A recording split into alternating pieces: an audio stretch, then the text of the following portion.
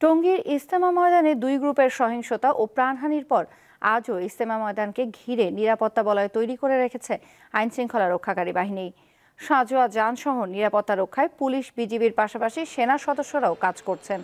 দিল্লির মৌলানা সাদ কান্ধলভির অনুসারীদের মাঠ ছাড়ার আদেশ দেওয়ার জন্য গাজীপুর মেট্রোপলিটন পুলিশের পক্ষ থেকে গণবিজ্ঞপ্তি জারির মাধ্যমে ১৪৪ ধারা জারি করা হয়। এরপর গতকালই মাঠ খালি করে দিয়েছেন মুসল্লিরা। শুক্রবার থেকে জোর ইজতেমা করতে চেয়েছিলেন সাদ গ্রুপের মুসল্লিরা। জোবাইর অনুসারীরা বাধা দিলে গতকাল ভয়াবহ সংঘর্ষে নিহত হন ৪ মুসল্লি, আহত হন শতাধিক মানুষ। এই ঘটনায় হতাহতের দায় একে অপরের উপর চাপাচ্ছে দুই গ্রুপই।